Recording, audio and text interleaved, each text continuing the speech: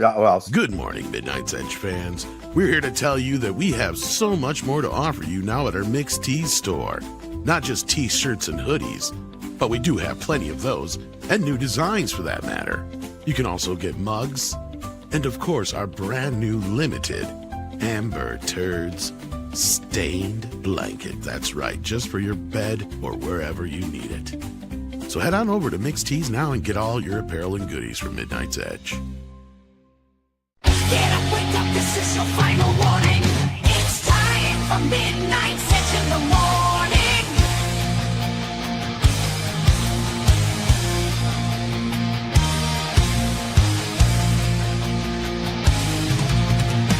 The gang is ready to go and it's time for the show.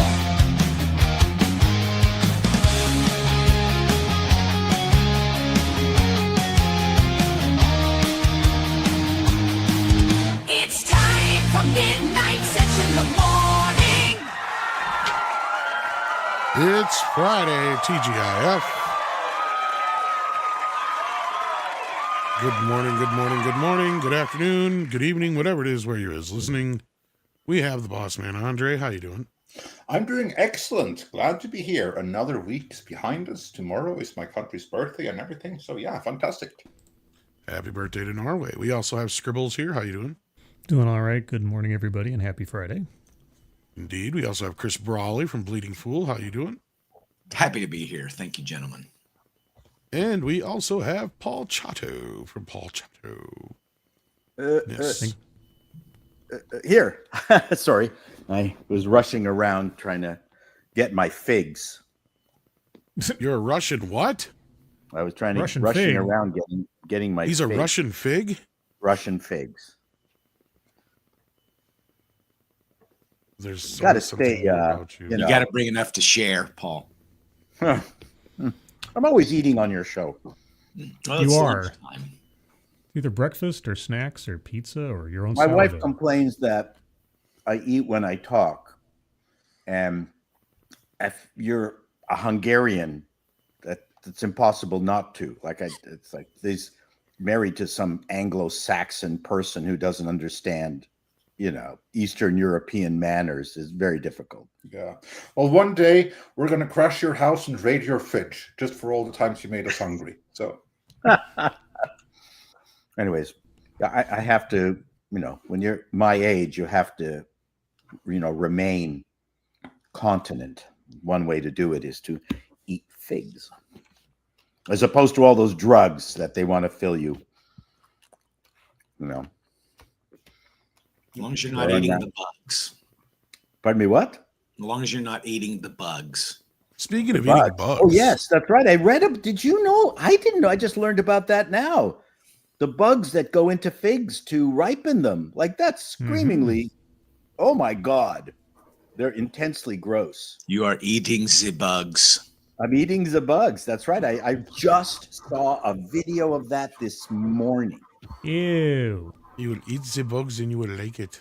Yeah, they laid the bugs. Anyway, We got Shadow Whoa. Dancer, the Red Mage here, who sends in $10 and says, I'll watch Ironheart for the gear porn. She's a character built on stolen valor, which, as a veteran, I find nearly a cardinal sin. Now, if she were properly cast as the villain, well, you still don't even have to make her a villain. I pitched a good version of this character, and it works. But Disney wouldn't do something like that, and Marvel wouldn't do something like that. yeah, no, that's the Instead problem. of- The good version of the character, that's your fan fiction. Yeah. And unfortunately, most people are like, yeah, I'd actually watch that or actually read that comic. But not when you make her an insufferable little bitch. I mean, it's real simple. All you got to do is, how Robert Downey Jr. goes to children's hospitals and does the whole, prosthetic limb thing. You just have it be Tony Stark in the Marvel Universe at a children's hospital doing the same thing. Little girl comes up to him, tugs on his arm and says, Mr. Stark, do you have a brand new heart in your magic box for me? Because my heart don't work. So Tony breaks down, goes home, builds her a heart just like his. Several years later, after mentoring her and sending her to MIT and all that stuff, post Endgame and all that stuff after he's gone, big crate shows up on her doorstep and it says, you are my Ironheart. And inside is this big, huge fucking Ironheart suit. How hard is that? And then kills them. Yeah, well, he's already dead. But Brilliant. no, now instead they make her, she's the smartest person in the world. She's the greatest person in the room. I got Mikey Spock syndrome just from watching that fucking trailer. Andre knows what I'm talking about. Well, yeah. It just 'Cause- it's very on brand too. I mean, it's like one of the few times that Disney is going to follow what they did in the comics. I think it was like she appeared in Invincible Iron Man #8 or something, and she stands up in class and asks her teacher to say that she can't be a scientist because she's a girl or because she's black.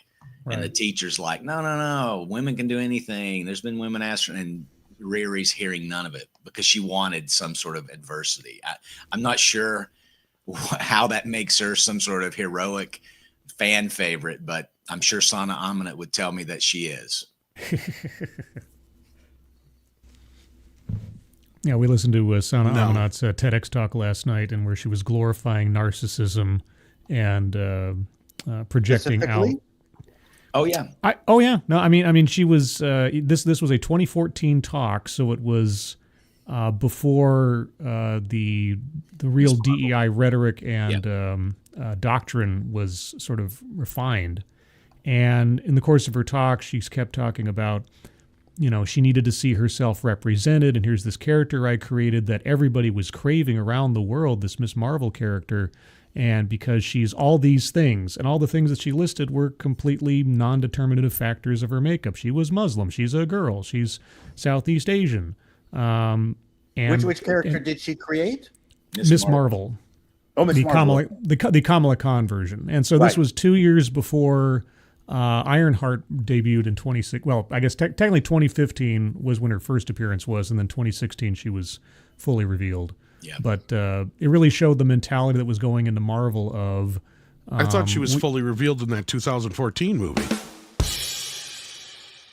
That's a different movie, Tom. Different universe. Different universe. That's a different movie. Yeah, sorry. That's the adult Tom. universe. That's the MCU adult universe. And you know what's ironic about all this stuff, trying to see yourself in comic books and movies, is that comic books were, I mean, for the most part, invented by short, chubby Jewish men.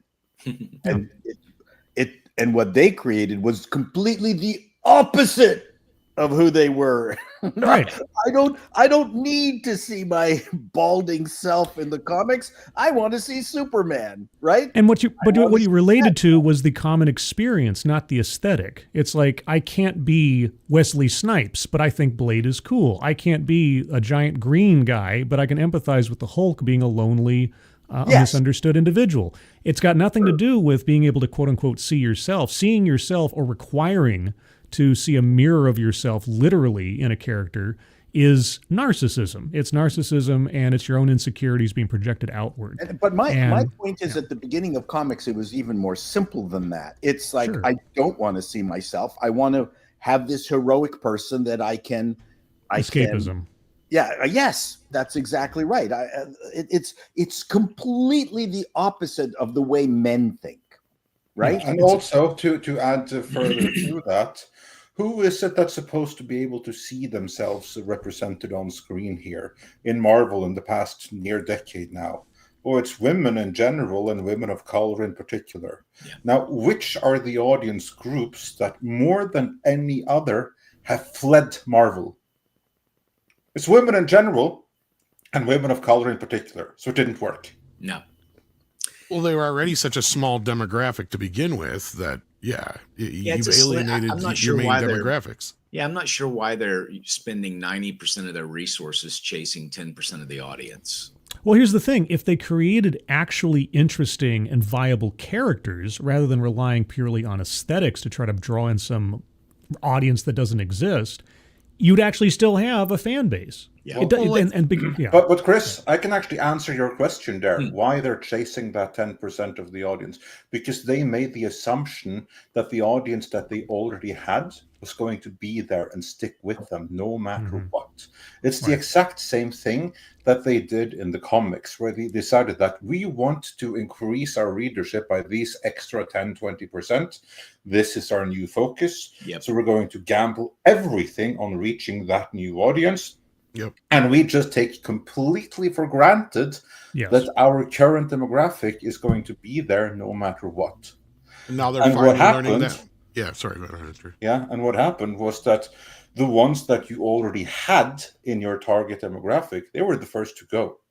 Yeah. And so did a huge portion of the ones that you had left. But ironically, the people who are still there towards the bitter end are the dudes who were fans already of all breeds and colors. You're talking about the guys who basically like will eat anything Star Trek or Star Wars or Avengers or whatever that. Yeah, the As bitter long as it enders. has that logo on it, and you're 100% Yes. right.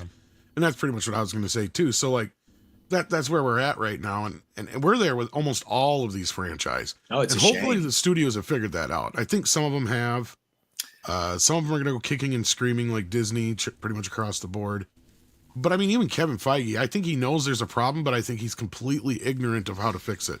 Well, he's also in a culture.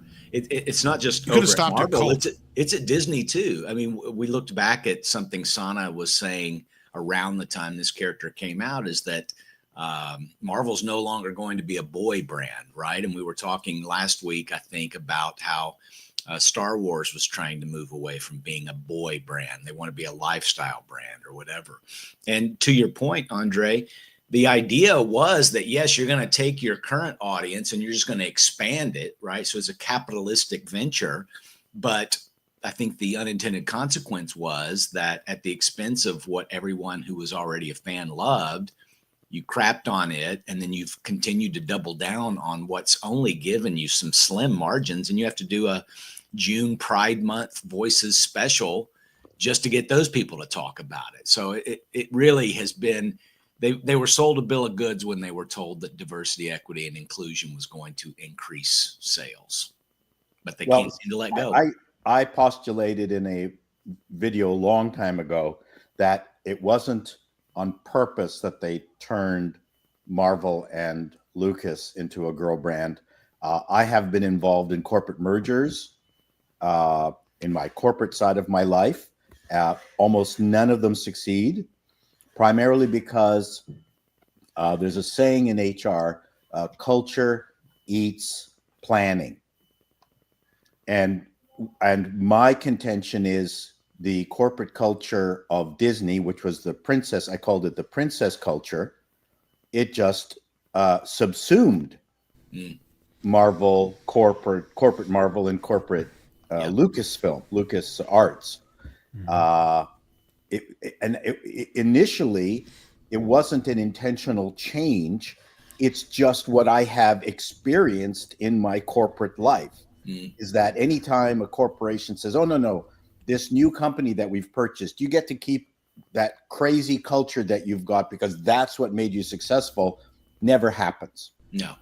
It always gets absorbed and changed to the management style and the HR style of the winning company. So that's why I didn't state it in the way that, that Disney purposely tried to change them into girl brands. My point was they couldn't help but do it because that was the corporate culture of Disney. It's colonialism is what it is. Damn straight. I mean, literally so, but yeah. You may be onto something, Paul, but I'm still skeptical that there weren't a few activists that were like, oh, we're going to own the chuds with this storyline or whatever, Sure. And in any corporation, you get exactly that anyway. Sure. Oh, we don't like the way they're. I mean, listen, I've been involved in the programming fights. One group does not like the way another group programs. I used to be an Apple consultant. I cannot tell you what a dysfunctional company Apple is. I spent a good chunk of my time working with Apple, and there'd be divisions who never talked to each other, and there would be divisions that didn't like how another division was doing something, so they would create a group within their division that had nothing to do with their mandate, just to rewrite and change the things that another division was doing that they didn't like. Good grief. Oh no, Bizarre. It was hilarious. I experienced it. I was in the middle of it. So why wouldn't you think that Hollywood would have the same problems that corporate America, let's call it, have? Oh yeah. I mean, I got all sorts of stories about Philips in Holland and how they completely screwed up their management. And I mean, to me, I'm a big fan of that whole business side of things, which again, not very many people talk about the fact that Hollywood again is not immune to the same kind of bullshit of the corporate world. They are corporations, right? Just because they advertise themselves as creative doesn't mean they're any different. These we keep talking about though are just too big to fail. Yeah, yeah, and there's this weird we imbue Hollywood with this notion that because they're in the creative business that they're somehow immune and above the disgusting world of oil companies and chip manufacturers. No, they're exactly the same. Yep. Yep. Indeed. Yeah, there are many similarities. Oh yeah. You even have some similarities even within companies. And with that, let's transition to the first main story of today. This is something that has gotten increasingly confirmed in the last few days, especially today, by none other than WDW Pro himself. So I am talking, of course, about the Fantastic Four, because we reported as well that movie right now is currently subjected to reshoots. Now, what we didn't know is, are these reshoots the standard 2 weeks of reshoots, which are always slotted in for any Marvel production and therefore don't mean anything? Or is it more extensive reshoots? That we haven't known up until the last 24 hours, when a number of scoopers, including WDW Pro, have confirmed that it is indeed reshoots, and they are reshooting the entire ending of the movie, because there now have been test screenings, and those test screenings apparently went badly, because people didn't, or test audiences didn't jive with the ending of the movie. That is something that has Marvel right and proper spooked, because however much they may brag about how amazing Thunderbolts is doing in press, because it's getting some modestly positive reviews, box office wise, it's still performing like the Eternals.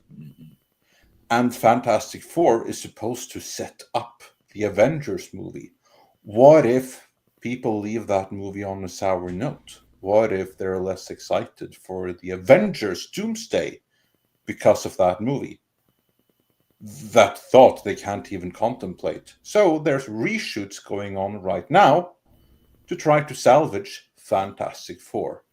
Scribe, are you surprised by this, that Marvel have to do reshoots to try to salvage Fantastic Four?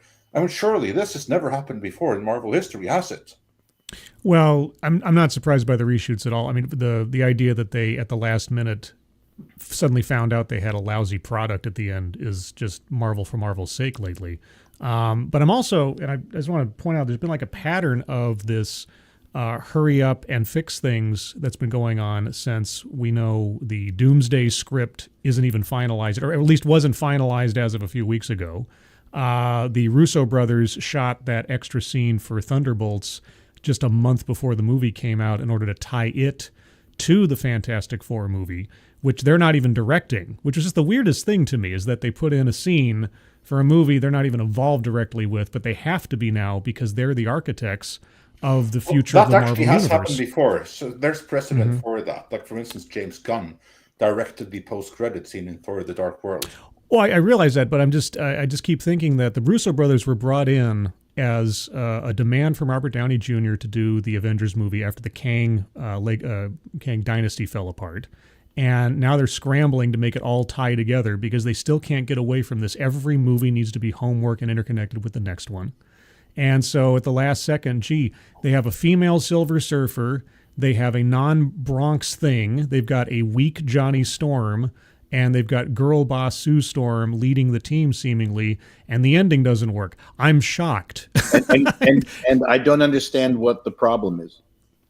Well, the problem is what? I don't get it. Like your litany of accusations of not understanding the issue. That's sorry. Well, it's just more evidence that they're straying away from the core elements of the story and the characters that made them famous in the first place. It's just Marvel continuing to lean on, and this might be just like the leftovers of the bad ideas of the past. But you've got weakened masculine characters, and you've got ascendant female characters. And it's just now it might be a very good movie, but unfortunately on the sniff test, it looks like Marvel hasn't learned their lesson from what hasn't worked in the past, and it's not telling the fans that they're going to get what they want out of a Fantastic Four movie. And so I can only imagine what the ending was, because how it has to tie into Doomsday and a separate universe that the Fantastic Four don't exist in, while also tying in the Thunderbolts and an alternate universe Robert Downey Jr. Doom. I can only imagine it was a mess. Yeah. And I'm wondering if, because there's no details really about that test screening, just that the ending didn't resonate. And I think it's titled that it terrified audiences. I'm not sure what to make. Apparently, there's a character death. Okay. I have thought. I don't know who, but I have some thoughts on who it might be. Well, we can save that for afterwards. Okay. I just think that they are probably trying to set up some super dramatic thing like the Avengers Infinity War, where at the end it was very distressing. I mean, it was the ending of that movie that made Captain Marvel such a massive hit, right? All these deaths or disappearances or whatever. So I feel like it's probably going to have to be some dramatic cliffhanger style ending. So But there's they let not. that.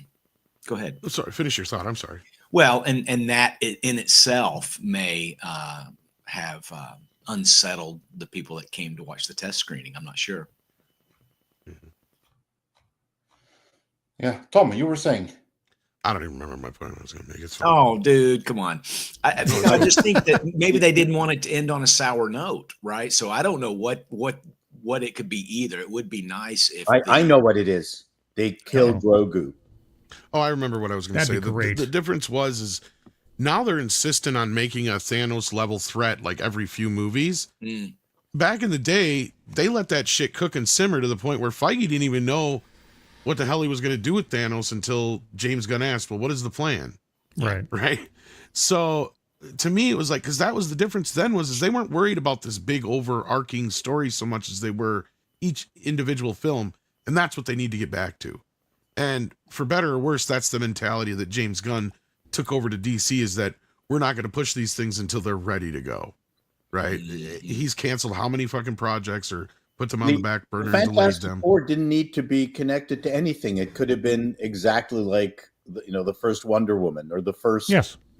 the first Captain America set. Exactly. I have I still believe that Captain America still has a life as a World War II character with battling the Red Skull and Nazis. We love battling Nazis. What's wrong with that? There's Andre's an entire run of comics of him just battling Red Skull, and I just don't understand. These people have no idea of how to milk a friend. You could have done a trilogy set in that era. A ton of them, yeah. Well, and Andre's brought it up before too, and it's just at some point in the future, people are going to look back at these movies and be completely fucking confused at what the hell is going on, because this is the first time in history where we have a series of films where it does not take into consideration the audience of the future. Because at some point, people are going to get to these movies and they're just going to go, what is what here? And I don't have the time to mess with it. If it wasn't for the fact that we didn't have the internet, people would be completely lost probably. Yeah. Yeah. It's like playing an NES game today without Nintendo Power or something. Well, worse, because even at least Nintendo games were kind of made to where you could just pick up the controller and go. Well, but I mean, except for Castlevania 2, where you didn't know where to kneel down with that orb until you got the Nintendo Power. Well, that's issue. like one minor little thing. Here, I know, but it's one thing. But no, but these movies need complicated game or something like that. No, these movies need to be episodic. The fact that they're not episodic. Here's a question. Do you think after, since they're talking about Doomsday and Secret Wars being this sort of opportunity to reset and everything else, does anyone here, audience and otherwise, honestly think that Marvel will move to a more episodic, non-intertwined model for these films and projects after the fact? Or are we stuck with everything having to be a puzzle piece? I think they're going to try. I think don't so? know that they have the ability to succeed as long as they keep the same team that have been screwing this up, because then you still have the mentality that ruined everything. Are they supposed to suddenly be able to go back to what a whole different team did before, to get back to the checks and balances that Kevin Feige was so desperate to get rid of? Only now maybe he sees that he needed them the whole time. I think you need a completely new team in place to do it. It's what they should do. Honestly, I think it's what they're going to do. We're just not going to see it for several years yet. Yeah. We're not going to see it until we get into like the X-Men and mutants phase. Then I think there's going to be kind of like a creative start over, at which point there will be some differences. In the meantime, we have to struggle through the Fantastic Four. And you know who I think dies at the end? Reed. This is just my speculation. No, we should be so lucky. Oh. No. This is just my speculation, but it's informed speculation. Okay. Again, like just a guess, but I think they're going to kill off the Thing. And here's why. Scribe, you know your comics, right? Which one bit. team member of the Fantastic Four is it that has been replaced several times over by She-Hulk, among others? Yeah, that is true. She-Hulk and okay. Yeah, the Thing, I could see the Thing making a self-sacrifice or something at the end, or getting... He was even replaced by a gender-bent female Thing who looked exactly the same for a while there, wasn't he? Yep. Yeah, because he's got the one power set that can be easily replaced with any number of other characters. He's just super strong and big. Yep. So That would yeah, be the that's dumbest thing in the world. And It maybe would that's be. why they're reshooting, because that's what they did. Yeah, that's possible. It To would me, be. it's I don't know why they wouldn't just do a wrap it up episodic like you guys have suggested, and then maybe it's Doctor Doom, and then at the end, maybe a mid credit scene, Doom pulls off his mask, and it's RDJ, and maybe an end credit scene. They're like, oh gosh, look at this. We've gotten this weird signal from the negative zone. We need to go and save these people. And then they go to this other universe and they can't get back. That's it. No, But I you think had a good movie that stood on its own. Marvel, I feel like they have burdened themselves with all this interconnectivity. yes. Now you have to account for this. You have to keep this consistent. You have to keep these relationships consistent. What happened here? What happened there in this other movie? They've really added all this unnecessary burden when they could have left all of it just Easter egg it, right? Kind of like the early Batman movies would sort of, I think it was the George Clooney one that kind of referenced Metropolis. You know, we don't have to, include every single character from the comics universe in these movies. They can't handle it. It's too much. The first season of Daredevil did it perfectly, where they referenced just offhandedly different things, but it never was necessary to know everything about it because the universe and the story was well written and self-contained. And they don't know how to do that. They've forgotten, or they don't think that it's viable. I think they panicked. Well, they can exist in that same universe. They just don't have to be connected to Right. it in such integral ways. I don't. They don't understand. be dependent. They have to move away from dependency. The and problem stories is moving when forward. you have somebody like Charlie Cox appear in Spider-Man No Way Home, right, as the Mm-hmm. attorney. You're like, oh, is he the only attorney in New York City or whatever? No, of course he's not. That was just in there to get the fanboys and girls, the ones that'll eat all the slop, to get excited about it. I saw it. I thought, okay, well, that's cute. It's not really clever. It had absolutely no bearing on the movie, but now, you've got Charlie Cox in that Sony, Spider-Man, Marvel, sort of this weird realm that isn't quite in the Marvel universe, but it kind of is, especially when they had, what's his name? Venom appear. And Yes. so it's just like, it's just a burden. It's not only is it too much homework, it's just a burden. And I bet that they may have been trying some tragic ending to this movie that's going to make you definitely have to see Doomsday. And so they've kind of gotten out on a limb here. I don't know. I know what the ending is. Let's We hear it. watched Sue Storm in childbirth from the doctor's perspective, and she gives birth to a fully formed Doctor Doom. Oh, Robert Downey I Jr. don't just like that one appears. either. That does sound terrifying. Comes out of her woohoo, and it's just scary as fuck. That We I call that think is- hoo-ha here. That's Hoo-ha. The baby's got Doctor Doom's mask on. Mm. That's and crazy. then they cut to an ultrasound where the doctor actually saw it and then hid the ultrasound from. Oh my gosh! See, this Oh, is my Twists and end. turns. This is the one. And see, Now, here's Kevin, here's the real thing. The real thing is that ship that they saw coming through the interdimensional portal at the end of Thunderbolts is Yes. actually baby Doctor Doom being sent to another planet to be raised by a couple on a farm in Kansas, and then he Nice. becomes Super Doom. And sorry, I like it. I like it. One of the best combos of the superhero universe was Jessica Jones coming upon Luke Cage and their Yes. attempt at a relationship. I thought that was really, really well done. I thought that I mean, was neat. Netflix or in the comic books? Netflix. Okay, Netflix. Yeah. Netflix, getting them together, having to deal with her traumas, the fact that she recognizes that he's kind of a super and they have some things in common. And then they also want to bang each other, but he's got steel skin. I mean, it was just, I thought, okay, this was kind of okay. I didn't mind that at all. Plus, the guy who was playing Luke Cage is fantastically charismatic. Michael Coulter's great. He's great. Yeah. So, anyways, I thought Anyway, that was a very different take on just throwing superheroes together. So, Yeah. but I don't think Disney would ever think of doing it in such a mature way on their own. So yeah, but any other thoughts on the Fantastic Four reshoots before we move on here? Well, I mean, we don't know what the reshoots are. I will say it's funny how, for me, Fantastic Four and Superman have kind of traded places. At the very beginning, the initial promo for Superman looked really weak, and I loved the very stylistic stuff that they were doing for Fantastic Four. And I thought, oh, okay, Fantastic Four right now looks way more interesting than Superman. And they've kind of switched places. Yeah. Where Fantastic Four is now stumbling out of the gate really badly, and Superman, it looks like it's going to take off, so to speak.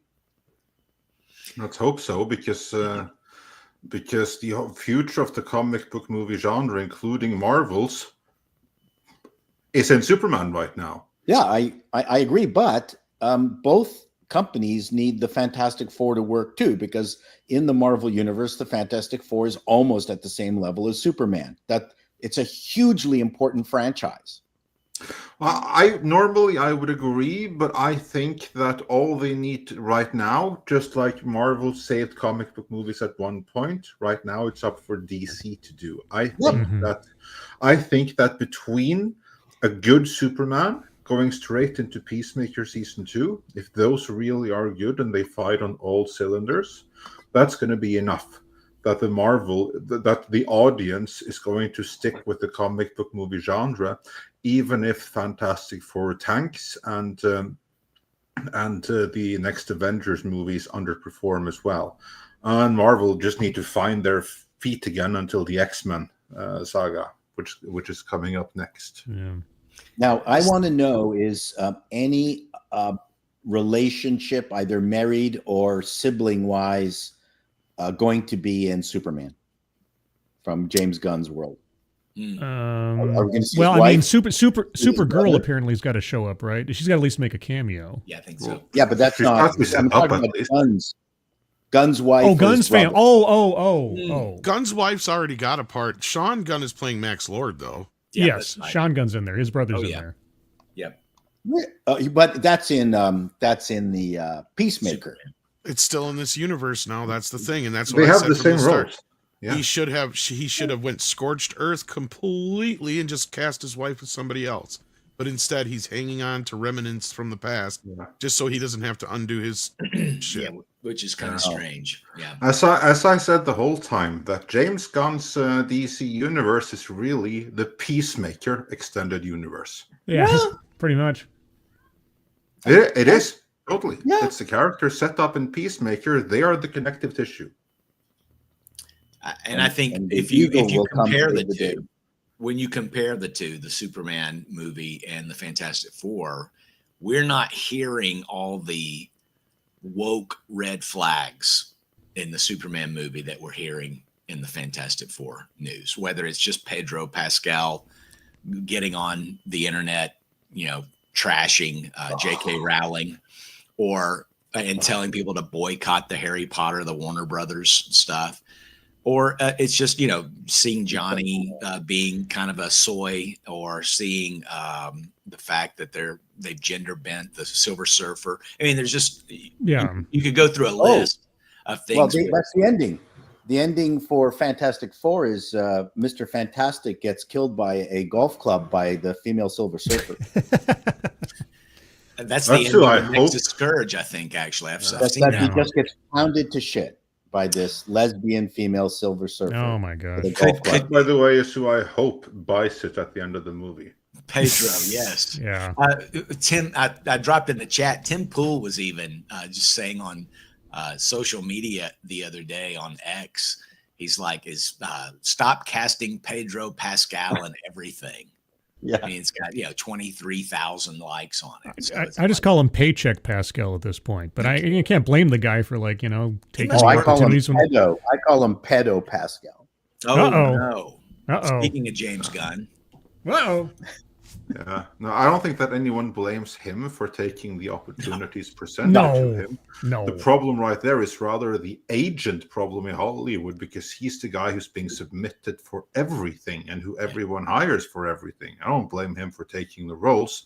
It's like, dude, you're Hollywood. You have thousands and thousands of people who are just waiting tables, begging for their big chance. And many of them would be far better in most roles than he would. So why not give some of them a shot? Why do you have to give everything under the sun to this one guy? And he's not even a fan favorite or something. I mean, he's so overexposed that he's becoming a joke and people are fed up with him. Well, he's overexposed now, but that wasn't the plan when he was hired to do these things 5 years ago. I mean, these things are, you just never know how it's going to turn out. It's a lot along the lines of all these corporations suddenly making multiracial couples in every single ad. They weren't talking to each other, but now as a consumer, we're looking at our TVs and going, okay, let's just count the multiracial. Oh, this is a people with white people. Oh, this is a Finnish ad that's been dubbed. Well, and it's like, you had Chad Boseman, you had Robert Downey Jr., you had Benedict Cumberbatch, and now you've got Pedro Pascal, you've got Anthony Mackie. I mean, it's really the B team that's sort of the leading men in the Marvel universe now. And not that there's anything wrong with those actors. I just don't think they've got the same, gravitas or whatever it takes to be a movie star, There are no more movie stars. It's only Tom Cruise. That's true. They have killed the movie star, and that's something I've said a million times over. It's like, it doesn't matter what they do at this point. The superhero films are not going to save them. No. Recreating the movie star is what's going to save them. Mm-hmm. If I was a legit Rambo. movie star, movie star, I would actually turn down any superhero movie right now. I think that happens more frequently than we know. Many people are. Why do you think Pedro Pascal's playing Reed Richards? Exactly. Yeah, he was the third choice or whatever it was. Remember? Yes, it's true. It was fifth choice or something. I don't think Something he was like even that, the third choice. Yeah. Yeah, he was gripping the bottom of the barrel, but no one wanted to be cucked as badly on screen, other than he did. Yeah. But we do have some super chats, and we do have some other stuff to talk about. Dr. Long Dongler sends in £1.99 with a thumbs up to remind you to pound that like button if you haven't already. Flying Blind on a Rocket Cycle sends in a super sticker. Thanks for that, Flying Blind on a Rocket Cycle. We also have Dark King, who sends in $2 Australian, says, should we expect Michaela the Mexican Ironheart? Uh-oh. And then we got Mexican Iron Man in the house, who says, this Ironheart show is crap. Marvel screwed me over. More people would watch a TV series about me called Mexican Iron Man Taco Origins. Yes. Agreed. See the adventures of Manuel Labor as he becomes Mexican Iron Man. Mexican pool cleaner. You like his alter ego, Manuel Labor, like Manuel. Manuel Labor. Ah, and you have to explain jokes. No, it was good. You just didn't hear it. Angela Richter is gifted a membership. Thank you so much. Goal 1 for 1 sends in 20 Mexican dollars to say, please tell Riri the Power Rangers aren't hiring. Oh man. That's good. That's Go good. 1 for 1 also says, Chato, Sony is worse. PS5 division fights each other. Is there even a PS5 division? Like, Yeah. do they do anything? I feel like Oh, they just skipped this console. They're just like, we're going to just start making stuff for No, PS6. but you're right. This is, and then you've got the fights between the American parts of Sony and the Japanese parts of Sony. I mean, those are legendary battles. Yeah. And then we've got Hollywood Burns, who says, Paul, how do you explain Doctor Who government funds no ads? Are you talking about how the British originally fund their shows? I mean, they do that because they charge every person in England a yearly fee, for the privilege of having the BBC, whether they like it or not. Now, my understanding is it's a little bit easier now to get out of the licensing fee that everybody has to pay. They couldn't before. It used to be mandatory. And they even had at one point, if you were watching BBC and you weren't paying a licensing fee, they had a truck that would go around the neighborhood listening to houses. They had a dish on top of the truck, and they would listen in on whether you actually had the TV on or not, and they could check whether you were paying your license fee back when TV was over the air. That explains a lot. Yeah. Oh no, they're screwed up bunch, but people don't like what the BBC is doing, don't like the shows that they're making, don't like the DEI. BBC has completely adopted DEI, and now people are trying to get out of paying their license fee.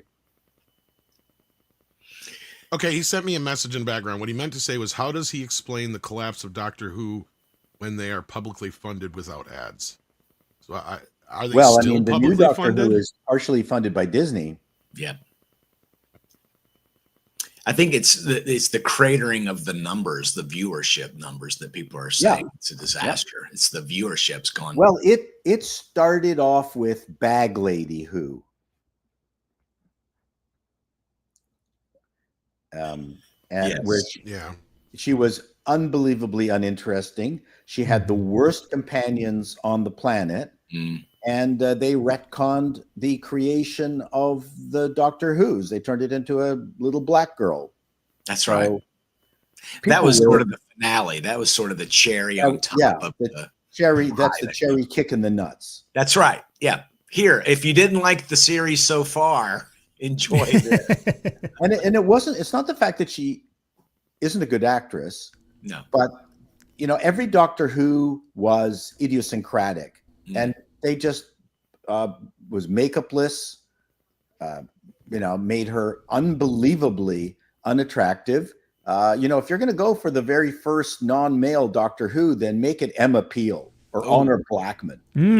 Their heyday, right? And she can have a quirky personality. Absolutely, but she kind of did. There were moments where she was actually quite good in some of the shows. Okay.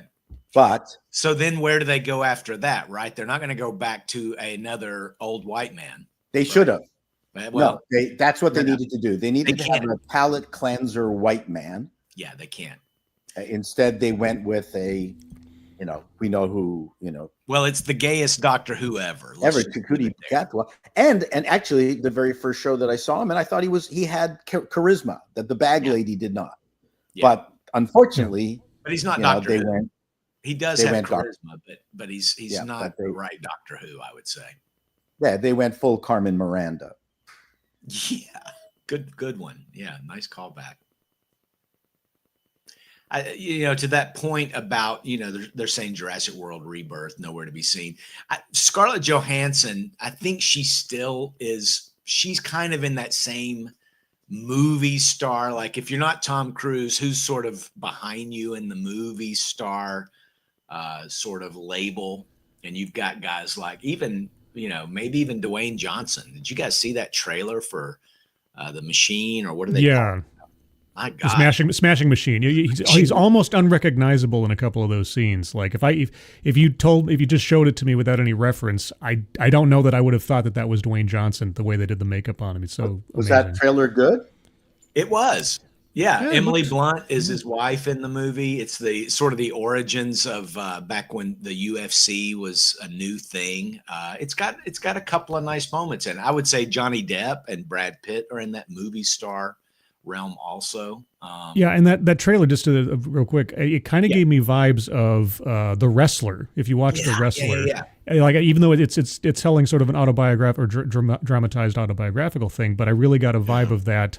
Reaching for that glory, but then there's the toll that it takes on you. That kind of vibe, which looked really Are you interesting. guys saying that you don't think ScarJo is going to be able to attract people in to see the Jurassic movie? It looks pretty No, good. the franchise will do that, not ScarJo. The franchise itself will do Yeah, that. plenty ScarJo of doesn't need to be there. 5-year-olds will go see the movie, but as far as people caring or whether or not ScarJo's in it, no. Okay. And that's the Yeah. other problem is most of the people you guys are mentioning were huge stars 20 years ago.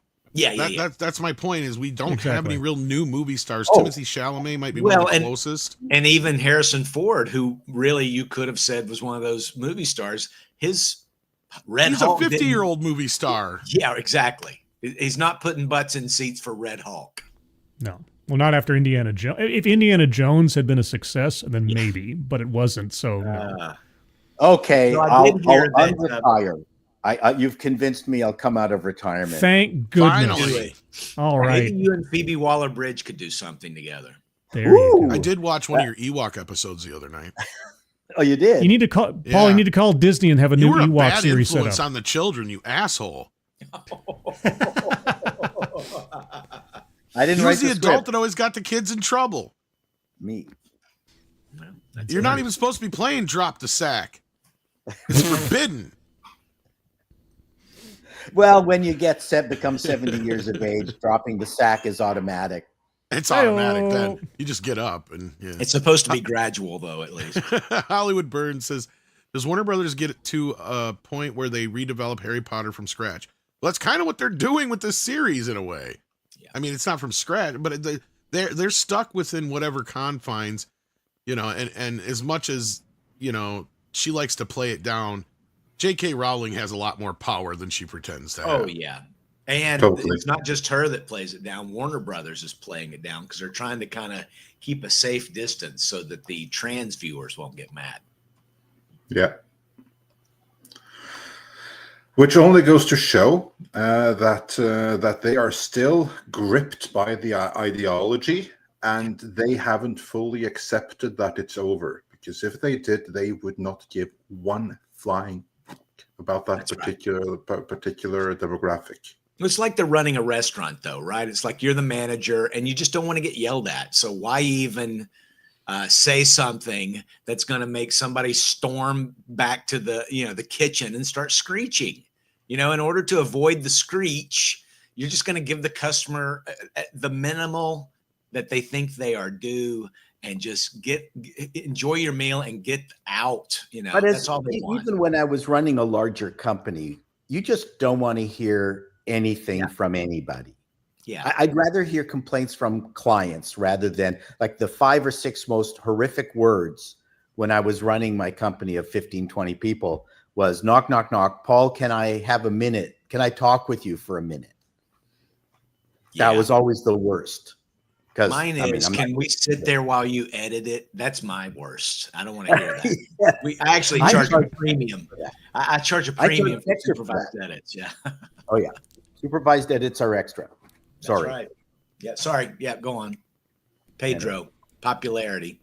Best Pedro. friend. Yes, I've Yes, heard Tipping that. Barnes says maybe Pedro's popularity is due to him giving the best hugs. yeah. Maybe. Yeah. Oh, he's falling apart. Like I thought he was always okay, but I think he's a broken individual. He Maybe. needs to get out of the closet and he'd be happier. Maybe. I think he is, at least behind the scenes. I know that he ticks more than one diversity box. Well, I've heard from enough people now that I'm pretty convinced that he's Yeah. not straight. Yeah. Hmm. Him and Daniel Craig can do a film together or something. Flying Blind on a Rocket Cycle says coming soon. Produced, directed, and written by Pedro Pascal. It's Pedro Pascal in the Pedro Pascal story. Starring Pedro Pascal. The Pedro one-man show.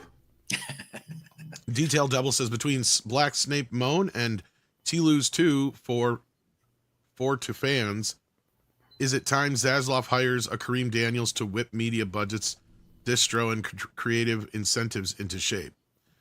Black Snape Moan. These people are so clever, aren't they?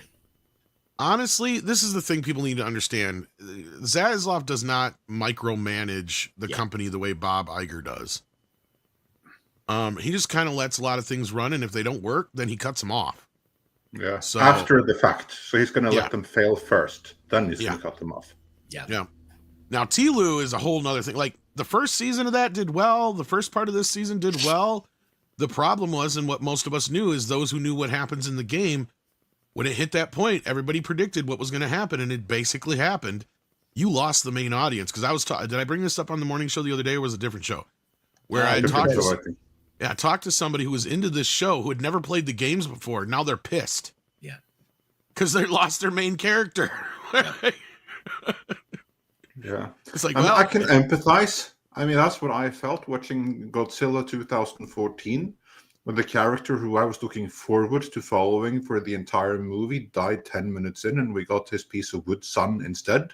Yeah. Brian Cranston. Yeah. Sometimes the difference here, though, is the difference, though, Andre, is they didn't know that was going to have that effect then. They should have known, but they didn't. Here they did, and they didn't do anything to change that.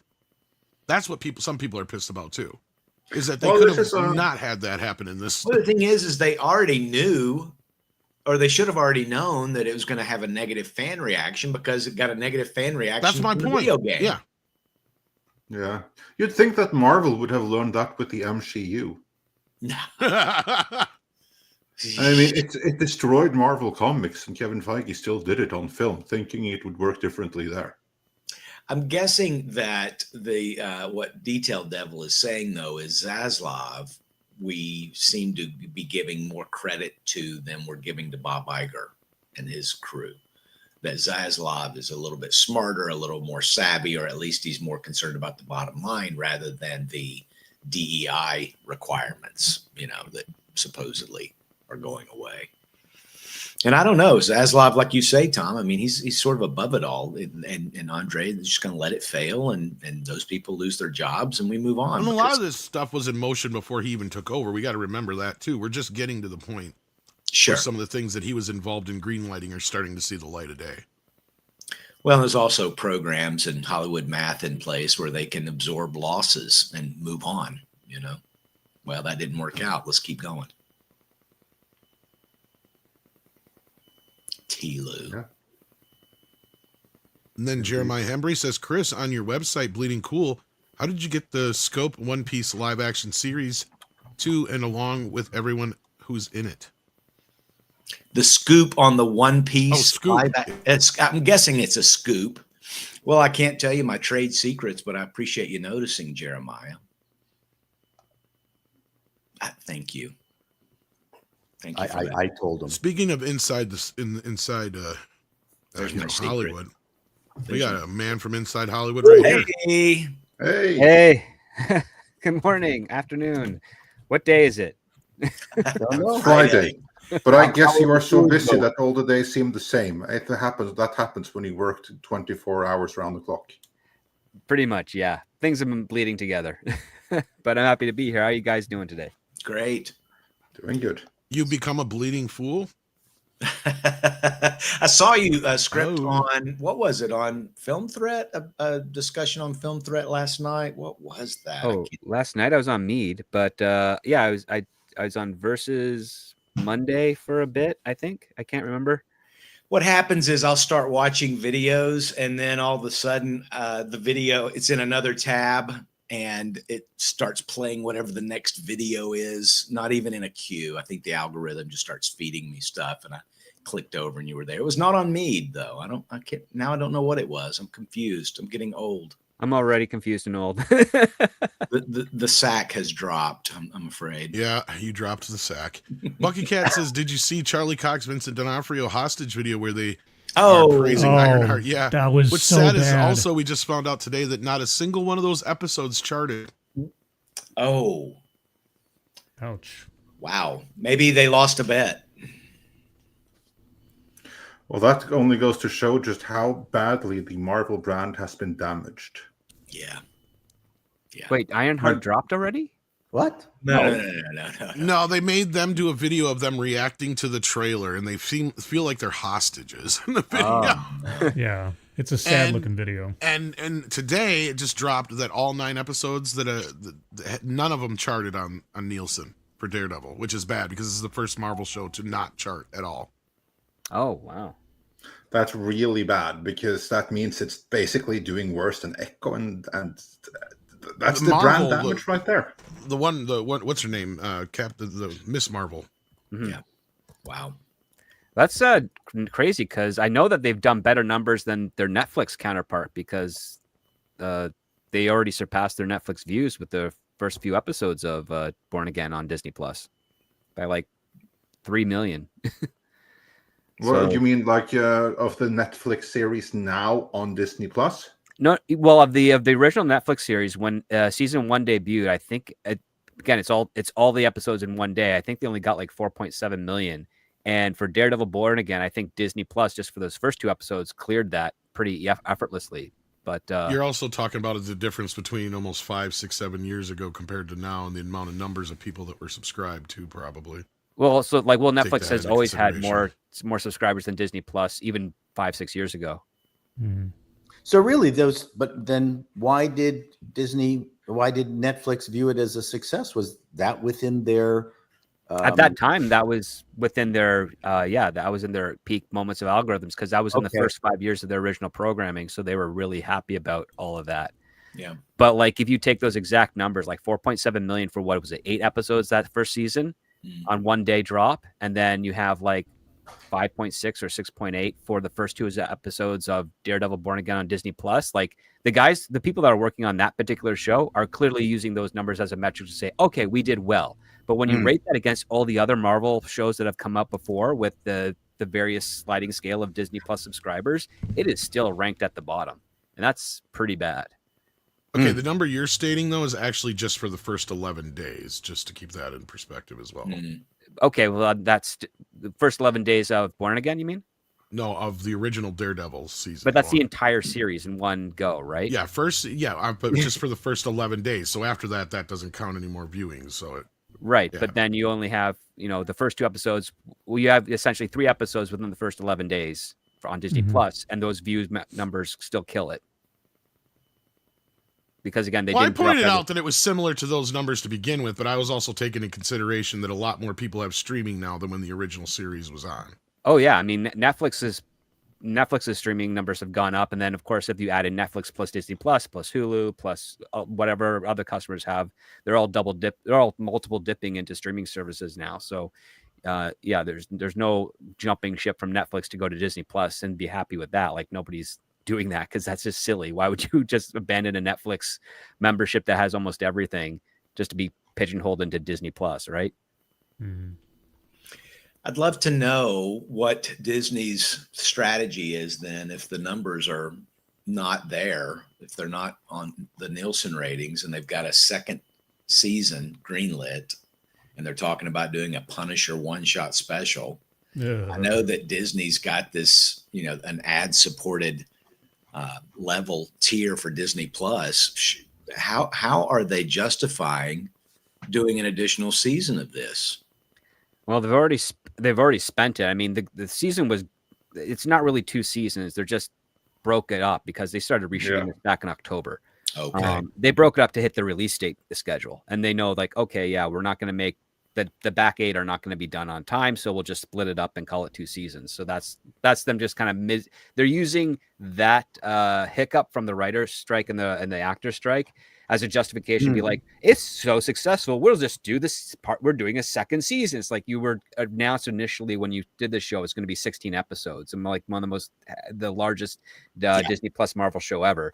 Now it's like it's 8 episodes, and then you're guys renewing it for another 8. Like we see through the veneer that you're putting up here, Disney. It's like the old live show era, where you book 2 weeks, and then it's you initially promote it as 1 week only, and then you go massive success, backed by popular demand, a second week. Exactly. Yeah, pretty much. Story. Encore. Corrected. Yeah. Okay. Yeah, I mean, for right now, I know. Listen, if I was in the Disney offices, the one thing I'd be doing is I'd be like, okay, so we have Daredevil from Netflix. What are those numbers? Okay, are our numbers better? Oh, they are. Then we can justify it. And they don't care the fact that it's been like almost 10 years or anything of that nature. They're just looking at it from the numbers point of view to argue in that they can keep their jobs. But they're also deliberately ignoring the fact that it's done worse than Falcon and Winter Soldier. It's done worse than Echo.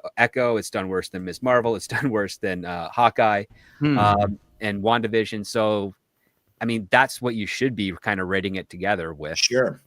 Well, the diminishing returns alone should be getting the Disney actuaries to start questioning just how much MCU content they need to keep producing. And the Kevin Feige announcement that they were going to dial things back, which meant one less project a year, essentially.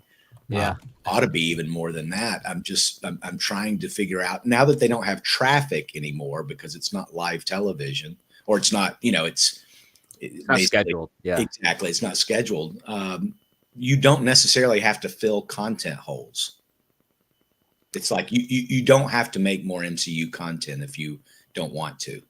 You could really save money and make a lot less, right? But no, they're going to make Wonder Man and Ironheart, and they're just going to keep going, I guess. And Daredevil season 2, it's just bizarre. I hope they race swap Wonder Man.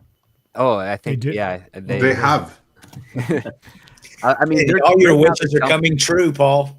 Yeah, they right now already we did got that. Yeah. we have a dumping of Ironheart and Wonder Man this year. Like they're just flushing it out. And then I haven't heard any announcements outside of the White Vision by Terry Metalis. That's actually going to be debuting that's right. next year. Yeah, White Vision. There's a rumor that they're going to do an Annihilators series or something, which is just such a bizarre.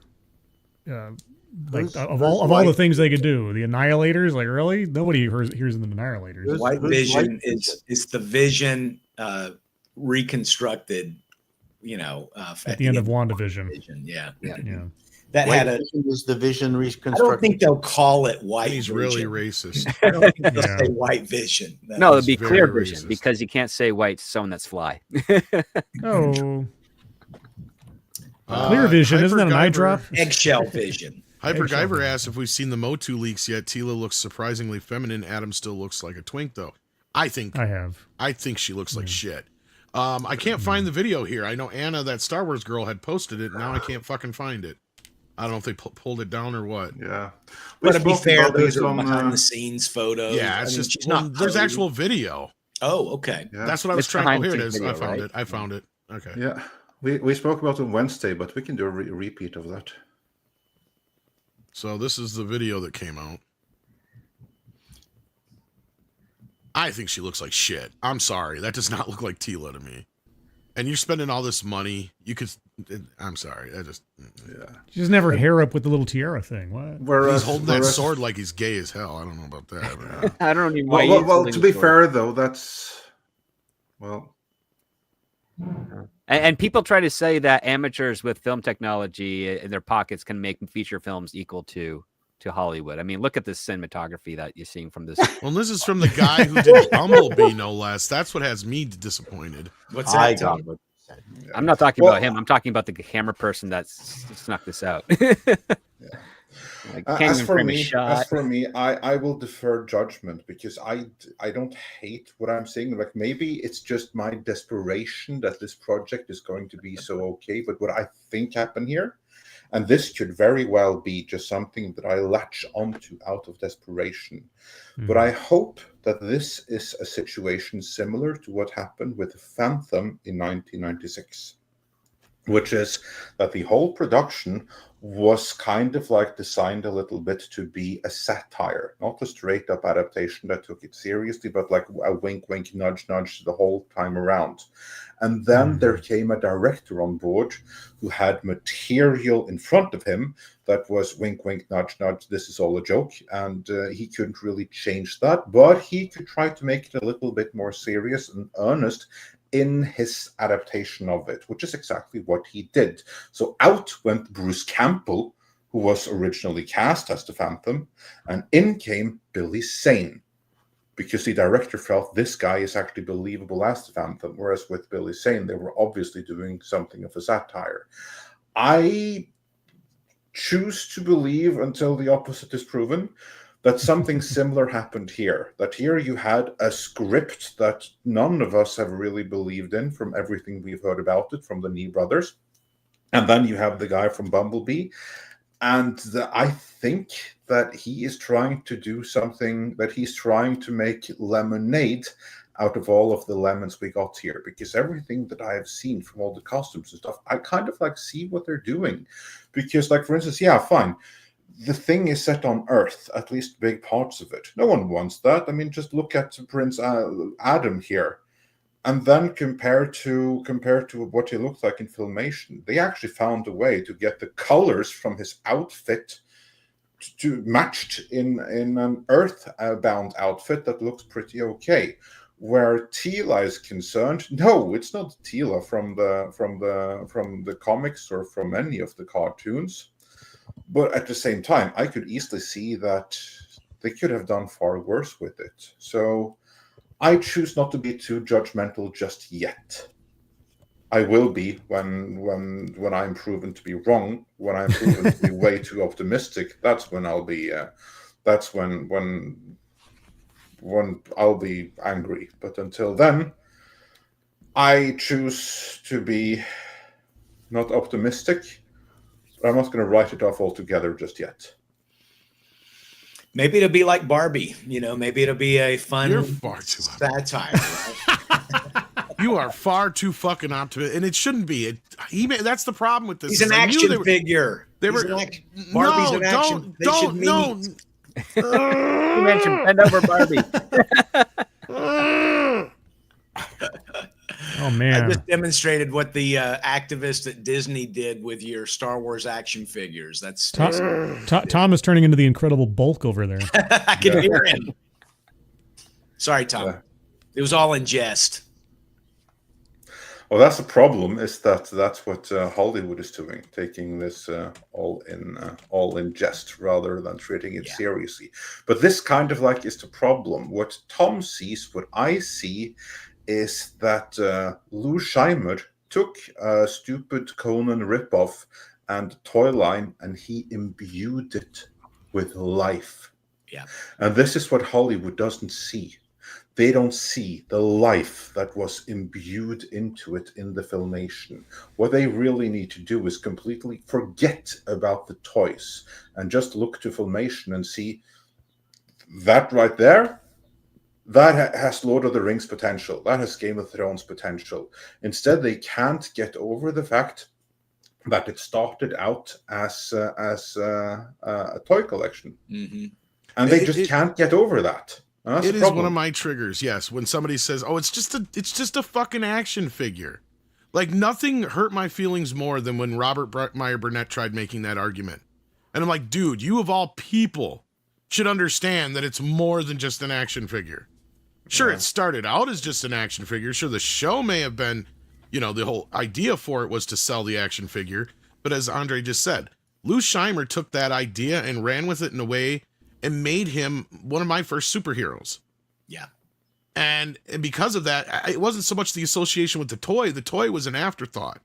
The first thing for me was that show and seeing that for the first time as a 3-4-year-old kid and that blowing my fucking mind. Right? Because that was just pure coolness to me. Like I'd never seen anything like that, and I had the figures there and I was like, oh my God, the two worlds came together. Right. It was just weird for me. And it was, Problem is, and this is something that we have to accept, Tom, we see the life that I know. Into it. It's going to be fucking Barbie too. they're not going to see that. It's going to be Barbie 2 and it's going to suck. There's a very Barbie very good works in chance that of that, respect, yeah. and that's what I've said, because Barbie can be anything. She's never had a fucking identity before. He-Man has an identity. And this dragging him to Earth crap is the mistake they made in the last movie. This movie's been in development hell for 20 fucking years, if not more. Almost 25, yeah. Yeah, something like But that. they do have a really good production designer. Don't they have the same guy who did Superman Returns? Then why does it look like shit? I know, that's weird. Well, I mean, from what we're seeing, that's Right. Well, that's No, the I'm thing. sorry. Seeing Tila's outfit, that is horrible. It's like they're trying to invoke the 80s series or 80s movie one. And I'm like, yeah, the only reason that one looks like that is because there was no way they could have her running around half naked in a fucking kids movie. Right. Well, they could in Europe. Danny but, McBride's different not. time. Yeah. I mean, we know Danny McBride is not in this movie, so there may still be a chance that they take it seriously. Who knows? Until I After see seeing this Skeletor, stuff, I'm not I gonna don't believe see it. it. No. Yeah, we'll see the Skeletor. trailer. We'll wait for the trailer. Anyway, Hyper Guyver says, have you guys... Okay, we got this one. Let's keep moving here. We only got a few more minutes with some people. Stian Mondstad has been here for 33 months. Thank you for that. Detailed Devil says Jurassic World should have cast Charlize Atomic Blonde 2 progress. I doubt they're ever going to make an Atomic Blonde 2. If they are, then it's news to me. Because I don't even think the first one did all that well, did it? I think it did okay, but it wasn't a huge. It's way past its due date, though, for a sequel. Soul Nightmare says, my point was that Universal isn't advertising Jurassic World whatsoever, and their movie is the first out of the gate between Jurassic World, Superman, and F4. Yeah, they're not going to... Why should they? The demographic that this movie is aimed for is buying toys for it already. Once the movie gets closer to coming out, that's when they'll do their huge blitz. They probably won't spend nearly as much on this one advertising that they did on the last one, and they don't need to. I think this one is more or less just they're at the phase now where they're at like Police Academy 5. Like with these. That's basically where they're at with this. This is a toss it out there, see if it happens to work with a whole completely new cast and a new storyline and whatnot. It's setting up a new trilogy. We'll see how it rolls. Chris, if you're talking, you're muted. It is 2 weeks away, so I get that there is some. Where's the big push? But 2 weeks. I thought it was like a month away. Oh wait, 6 weeks. Good gosh. Yeah, I was gonna say. We got a long ways to go before we get. Okay, there, yeah, we got plenty of time. Maybe that's why I was muted. My computer. But I mean, he is right. They haven't been bombarding us with it as much as Superman and Fantastic Four. But I don't also say it's a lot of the Fantastic Four Superman stuff we're being bombarded with is just online people talking more. So I just think they're just in the nerd communities and stuff like that. There's the Jurassic fans. You're just not going to see as much discussion about it.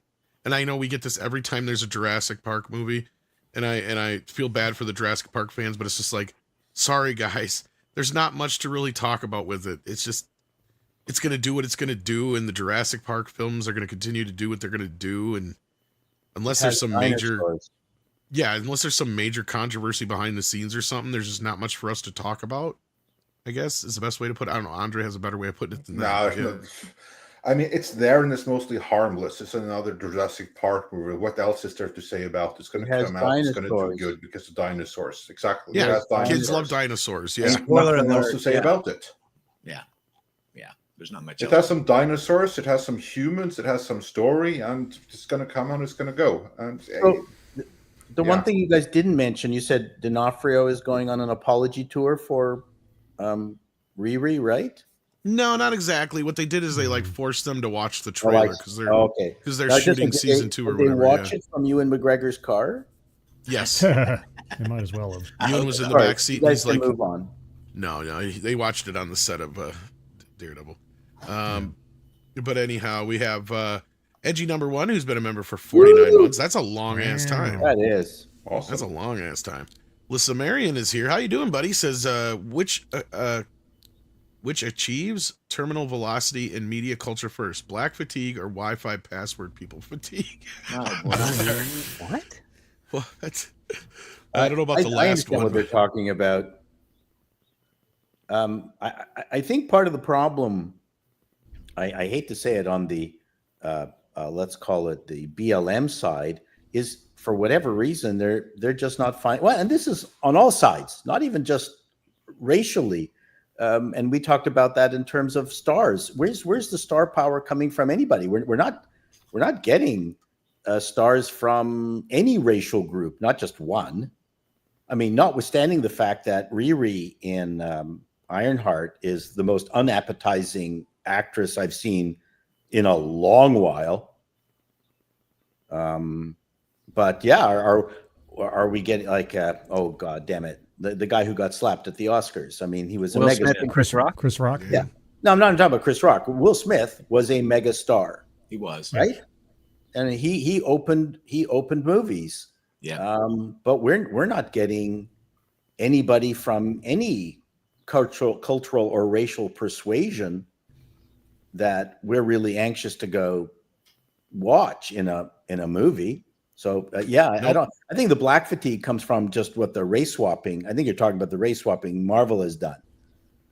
I think it's more about culturally talk about reparations or crime or things like that. But for me, I am feeling the Wi-Fi password fatigue. I mean, how many more passwords do I have to keep up with? How many more times am I going to have you send a confirmation, two-tier authentication to my phone or my email? Are you sure by the Wi-Fi password, people, he doesn't mean the LGBTQ plus 5? That's what he means. Oh, is that what it is? Okay. Okay. Sorry. That's what he means. Yes. That's what he means. Chris. I was actually Chris. relating more to Chris on the Wi-Fi stuff because why am I getting so many SMSs? Yeah, no, it took me a moment. I'm like, wait a minute, he doesn't mean actual Wi-Fi. Paul is on the right plane. Yeah. I've used that term.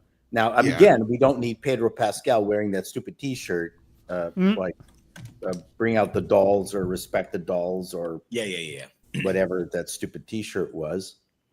That's I think what he's referring to. They're both. Everything is fatiguing. All this DEI. Well, stuff. as far as the password people, I figured them out by now. They just need to indoctrinate because they need somebody to date because nobody wants to date their sorry ass. That's let's be. We have to be very. I have to say. I know you get really upset when I get this way. I'm sorry, Andre. Okay, I'm not talking about you in particular. What I think that one of the most offensive terms that exists is LGBTQ in general. You could add whatever else to it. You want to know why? Because you have L, you have G, and you have B. And all of those are really G. Yeah, they're all basically the same thing. They just want to be left alone to do their own thing without bothering anyone else. And then after that, you have all of the other letters, which are all about getting in your face and bothering you. So these are two different factions that have been merged together by someone else. And then being treated as a blanket statement.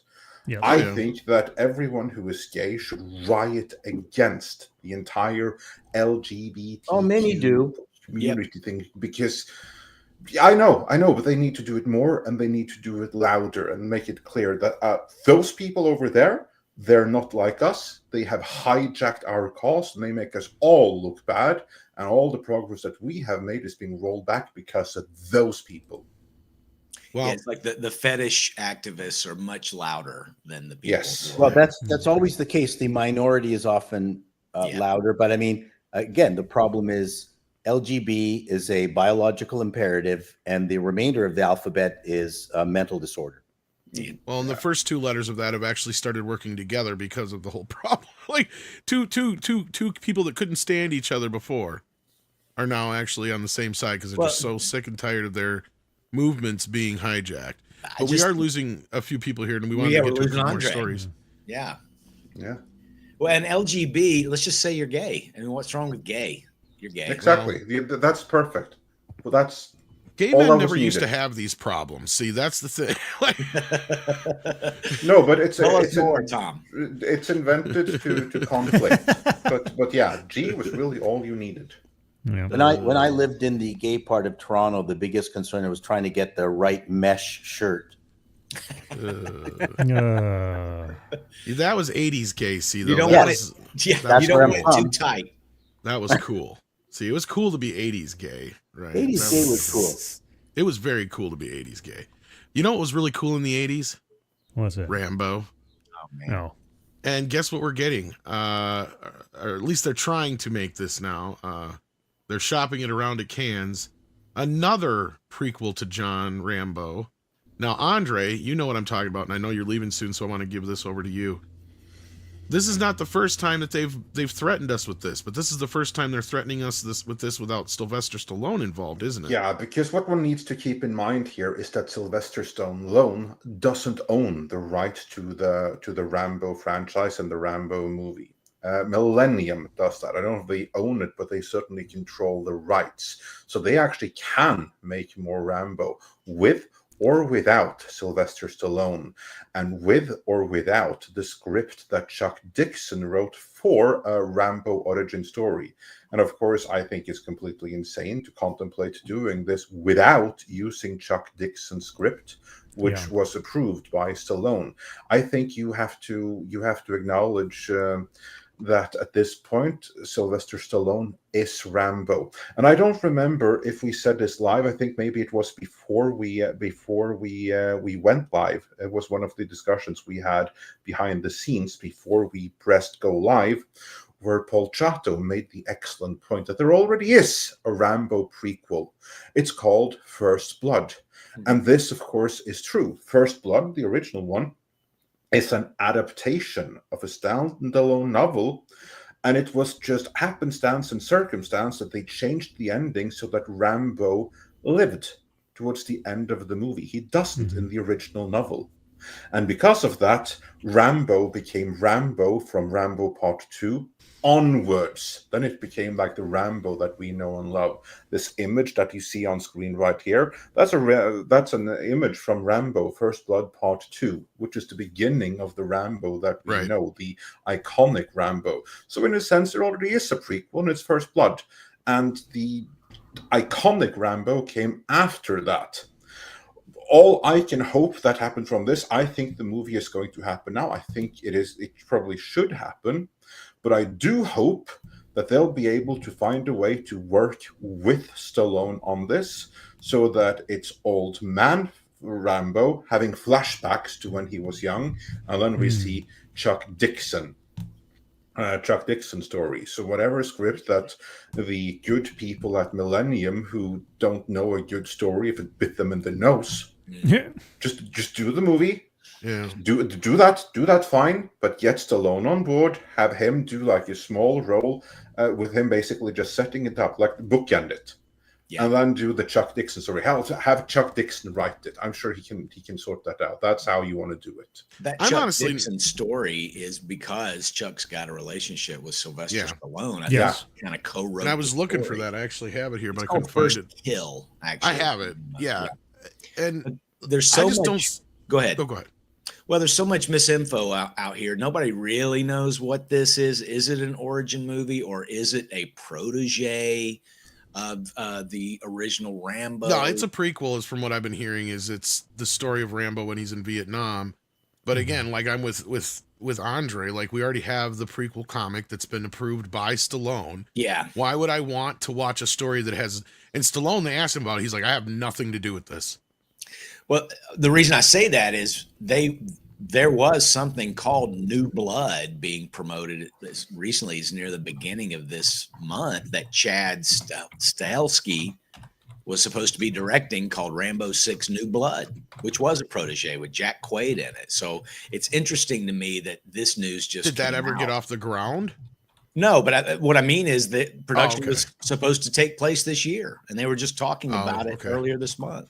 I mean, Sylvester Stallone has been hovering around the Rambo franchise for years. Mm-hmm. I mean, he wanted to do that prequel. He was the one who was pushing for it before. But that's my point: is if you couldn't even get it to happen when Stallone was part of this deal, I'm not so sure this is going to happen now when he's not. Well, I think it's interesting that the Millennium, this article here talks about that there's room for an executive producer that they're trying to fill holes for. Like, come on, Stallone, please come produce this. We'd love to have you involved.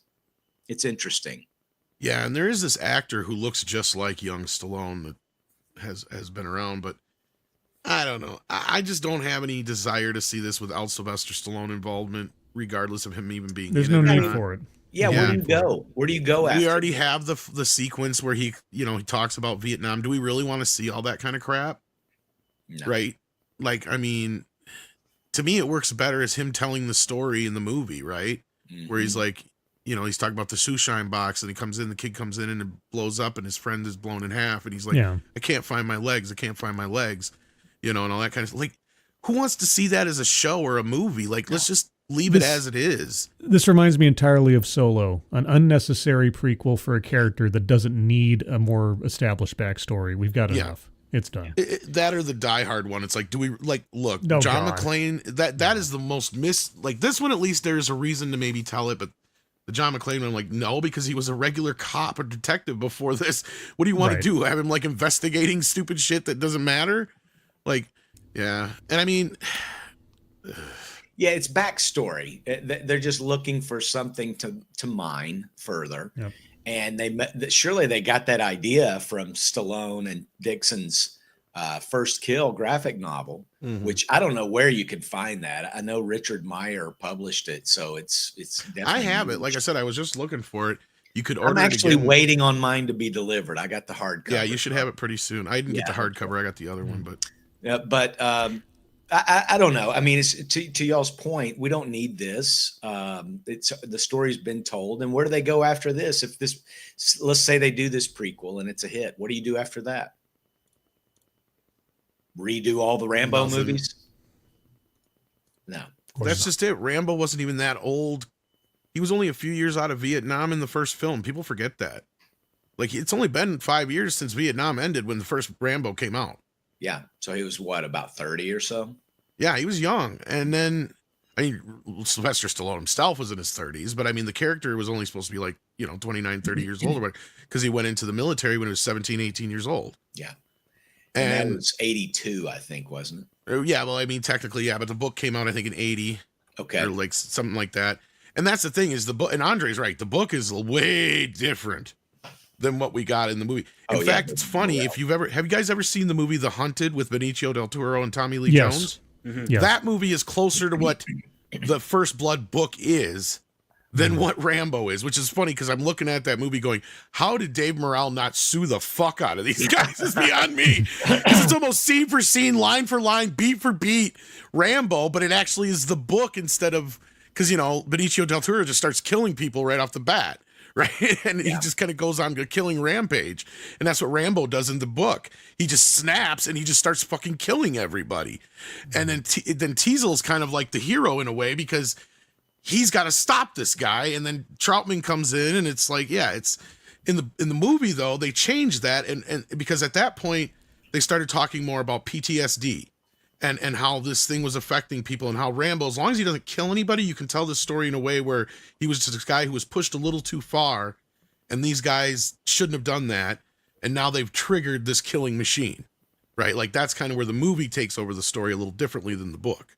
Because the book, it's just basically a killing machine takes over and it just destroys an entire town, right? Like on Christmas Eve or whatever it is. Yeah. Yeah, right. It was Christmas. It was Christmas time, movie. but yeah. Yeah, not a Christmas movie. Yeah, but no, I'm not looking forward to this. I don't see a point in it. I don't think anybody else does. And Scribe's got to leave us here. So do you have any final thoughts about Rambo, Scribe?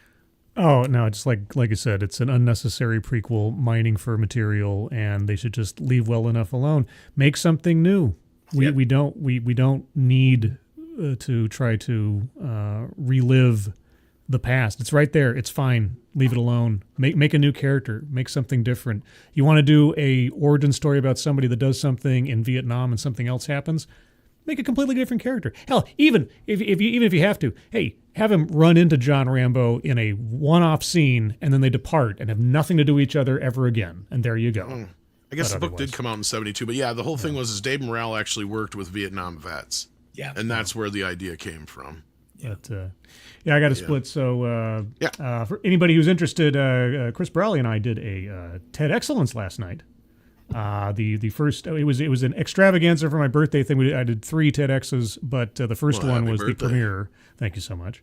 But yeah, if you're curious, the TEDx was hosted by Asana Amanat, And it was a 2014 presentation where she was talking about her brand new then character, Miss Marvel, and also her philosophy on comic books and superheroes in general, which at the time, and I think between Chris's expertise on this and what little I knew about it, really did show the seeds of what was to come for both Marvel Comics and, by extension, the MCU in philosophy and thinking about how characters should be used for different ideological purposes. But you can watch that over on my channel.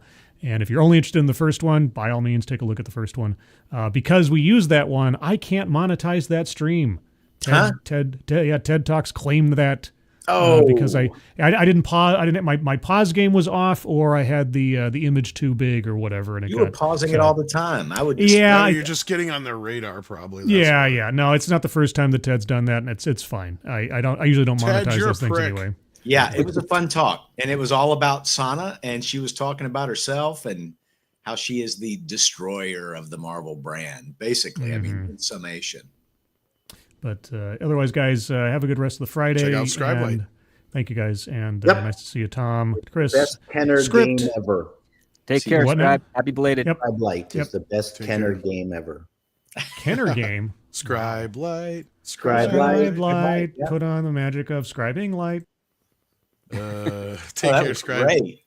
And Go One for One has a question about Bob Chapek. What happened to Bob Chapek? I haven't heard of him. Well, Six actually sent me this in the background to let us know that ex-Disney chief Bob Chapek has been appointed to the board of medical firm Mazimo as company battles Apple. This was back in 2024, so that's where he's at now.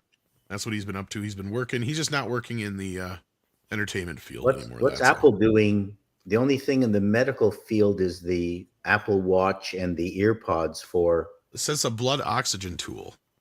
Oh, medical equipment. All right. Yep. Well, yeah. I mean, Apple is kind of doing blood oxygen measuring with its iPhone, with its Apple phone, Apple Watch. God damn it!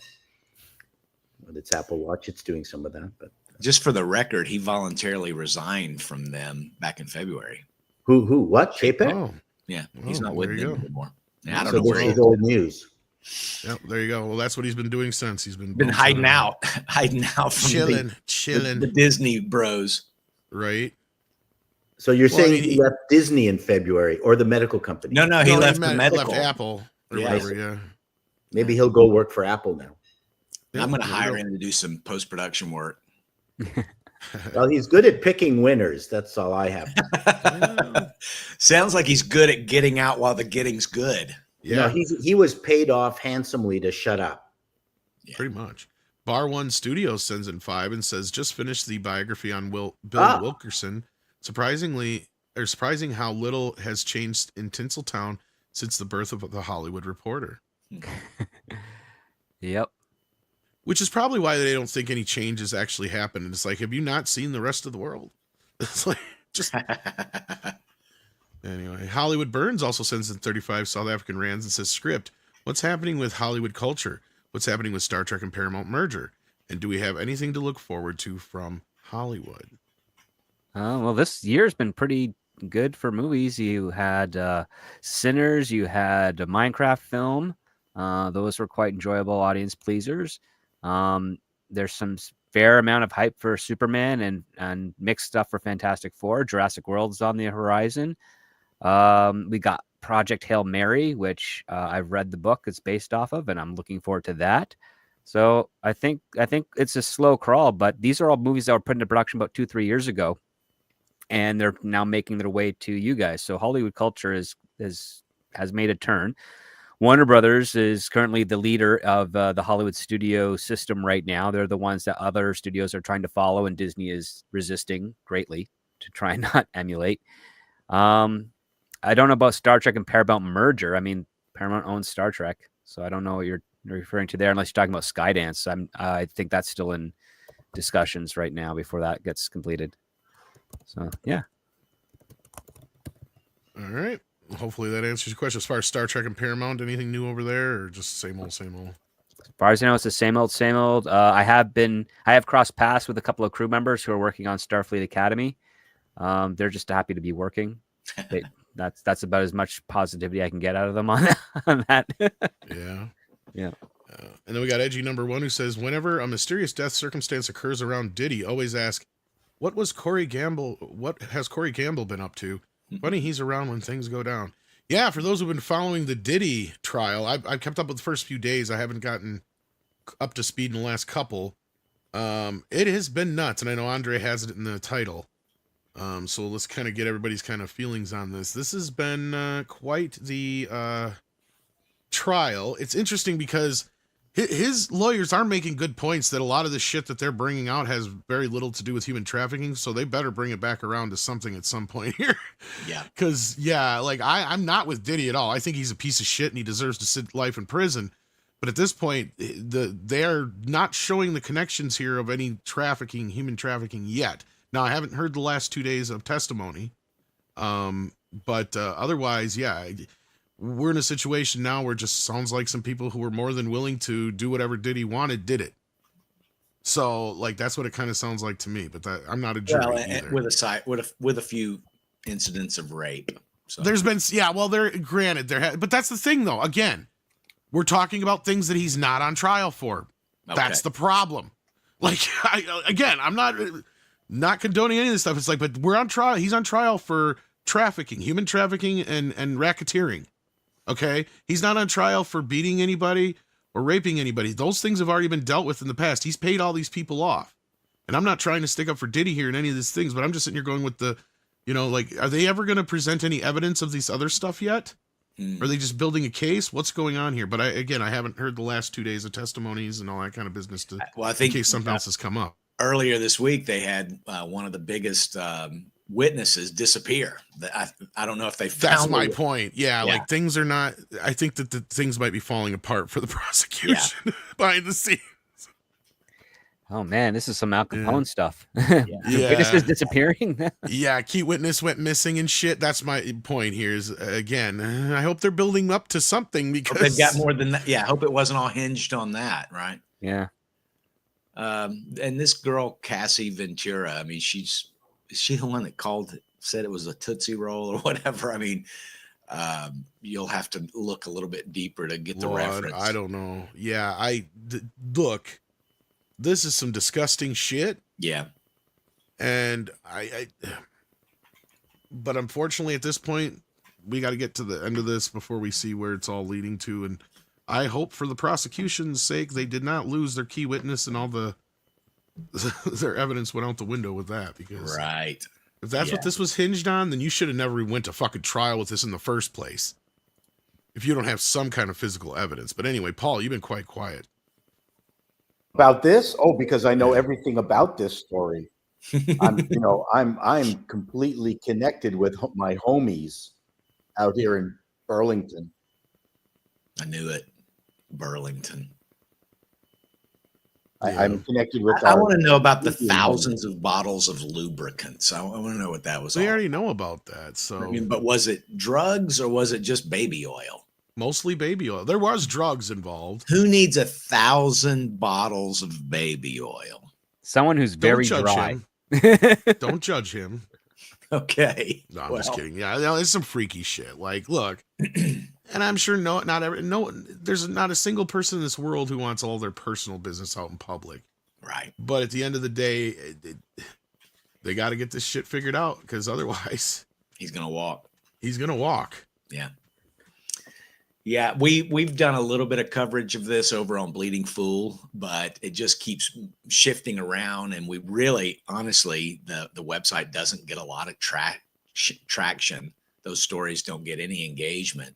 So I think we're just going to kind of sit back and wait until the end of the trial rather than. There is a tabloid side of like YouTube and other places that are getting notice in that, but yeah, if it's not something you normally do, I don't know if. Well, at least it's too much to invest to get into too granularly, so I can't speak to what's going on. But I am still hearing things like the witness disappearing and things like that. So, well, what I've been trying to do is find really good breakdowns of the transcripts, and if you can find a good breakdown of the transcript, since it takes forever to do anything in court, yeah, it only literally takes them like anywhere from an hour to 90 minutes to read the transcript for the day. New York because it's Post just does pretty good coverage. Just So I've been doing that, and I've just haven't caught up with the last 2 days is all. But yeah, I got you. Okay. Well, it's racketeer. Yeah, from what I can tell, they have not pinned down anything with the racketeering. Maybe they're getting to that. I don't know. I mean, there might be in some case. I guess you could, like, as far as the trafficking with the drugs part of it, that's parts that have been introduced so far. Yeah. Right. As far as transporting things from Forced one place labor, to another, kidnapping. I think some of that maybe. Yep.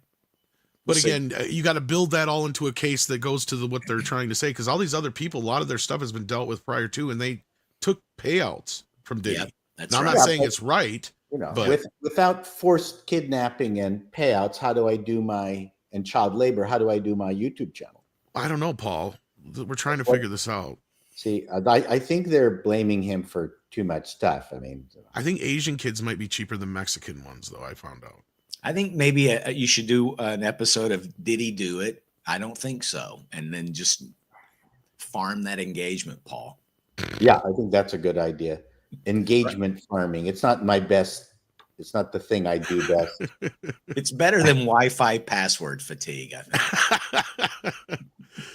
think. I might have coined the term Wi-Fi password people. I think you did, sir. I'm pretty I sure used that a long time ago, got a huge laugh, and I went, okay. So that's the first time I ever heard it was from you. I should have. Yeah. I don't know if you can. Always trademark the big laughs. It's a good idea. Oops, I'm going to write that down. Hang on. That's right. There are some that I have stolen from a magazine called Frank Magazine that was a salacious tabloid in Ottawa. So I call newsreaders bingo callers, but I stole that from Frank Magazine, and I think that's a fantastic term. Did you think that no one would ever read Frank Magazine but you? So you thought, I'll just steal this. Nobody I know. No. Frank Magazine was hugely popular, and the politicians hated it up here because it was all the gossip of the federal politicians, and it was all correct because they had wonderful, yeah. And it was really inside baseball. And oh my God, the Ottawa just hated it absolutely. Because of the egos and everything involved. And they had some very good journalists who were all incognito. You didn't know who they were. Nice. And they talked about the affairs that people were having and had pictures. And oh my God, they were trying to hunt down who the people were that did Frank Magazine. It was really fun for a while. It was kind of like Spy Magazine. It was, remember, not Spy. The one from New York. I think it was Spy Magazine. Yeah. It was Spy. Yeah. Spy. That was fantastic. So, I mean, they had Trump in it all the time. They called him the fat-fingered vulgarian. That was the name they had for him. And they were constantly following and charting and recording his real estate failures. So, I mean, it was a great time for comedy journalism. So, yeah, Frank Magazine took a strip off me when I became head of TV comedy. They called me the most incompetent CBC executive. You could write a nice 8-episode not documentary, but just a series adapting Frank Magazine. Actually, what they did was they said the least funny Frantic. So when with the Frantics comedy group, when we broke up, I became head of TV comedy. And they did this whole thing on me, this rumor thing. The least funny Frantic becomes head of TV comedy at CBC. And then what they didn't know was I had the research from audience surveys that I, in fact, was the least funny, least liked of the four of us. So between Peter, Dan, Rick, and myself, so I sent them a note back, a letter saying, "Dear Frank Magazine, you are in fact correct. Here is the evidence. It's not just hyperbole. I was, in fact, the least liked Frantic amongst the group. But now that I'm head of TV comedy, I far more enjoy it when you cut down other people. So please stop making fun of me."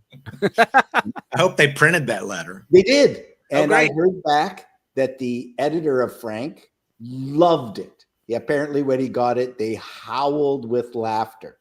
Fantastic. And but that's the way you don't. I mean, everyone else, all the other politicians send back angry letters. Sure. I'm going to sue you. You don't you dare do this. Blah blah blah. And I went, well, like, what are you going to do? Like, let's have You just confront it with Confront it, aplomb and yeah. a little bit of humor.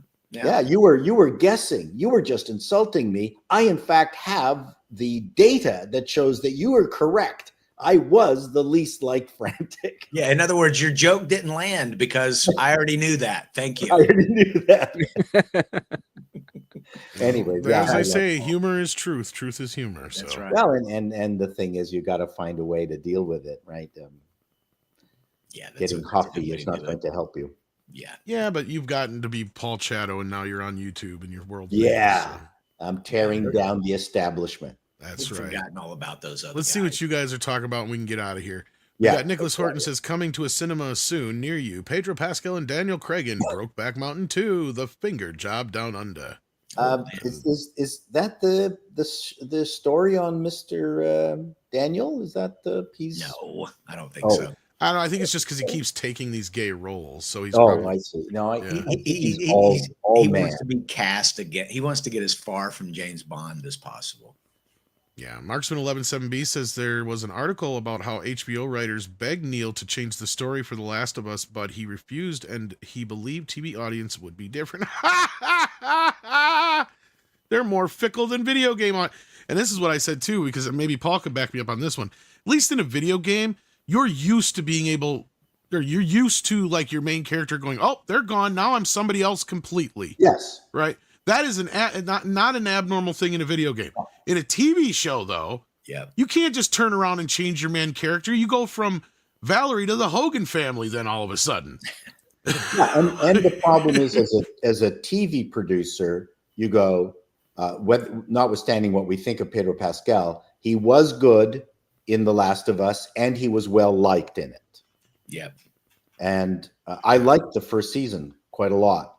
So yeah, if I'm trying to keep this thing going, then I ditch what the second video game did and find a way to keep them going. Yeah. You know, that's Or you push that off until the very fucking end. Oh Yeah. no, I would not have allowed it. If I Yeah. was the executive in charge of production, I absolutely would have Well, vetoed that.